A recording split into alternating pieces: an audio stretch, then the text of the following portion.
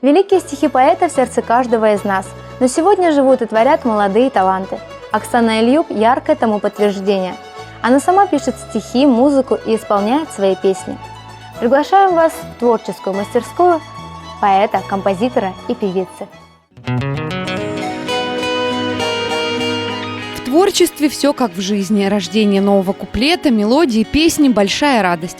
Что уж говорить, если речь идет о дебютном альбоме. Молодому поэту, композитору, исполнителю своих песен Оксане Ильюб удалось взять эту высоту. Мечта записать альбом певицу довела аж до Казани. Где бы я ни была, меня все время спрашивали: а есть у тебя альбом, а где купить можно диск? Там даже кассеты спрашивали: есть у тебя кассеты? То есть это была даже не идея, а такая какая-то голубая мечта. А решилась я на это в прошлом году только в декабре. Но тем не менее прошел целый год с того момента, когда мечта воплотилась в жизнь. Этот музыкальный альбом стал настоящим новогодним подарком для поклонников, которых у Оксаны немало.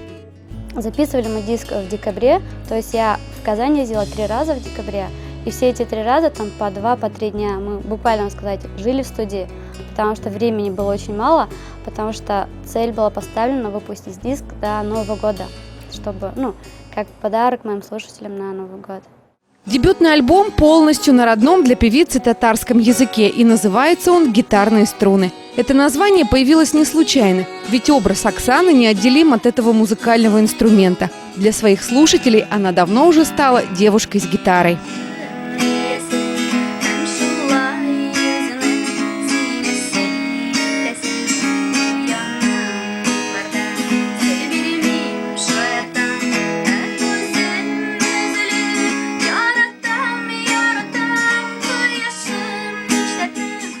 О чем же хочет рассказать Оксана всем почитателям своего таланта? Конечно, о любви. О любви друг к другу, к родителям и к своей малой родине. Именно об этом все ее песни.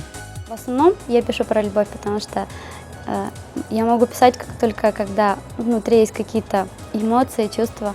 И в основном это происходит из-за какой-то там влюбленности и так далее. Есть песни про деревню, где я выросла, про мою бабушку, которая меня вырастила. А моя любимая песня – это «Шешеклер гайплеме», что в переводе означает «Виноваты ли цветы», на который мы сняли в прошлом году клип. У Оксаны Ильюб еще много творческих планов. Уже написано достаточно песен для выпуска 2-го альбома, который наверняка будет не последним в ее творческой карьере.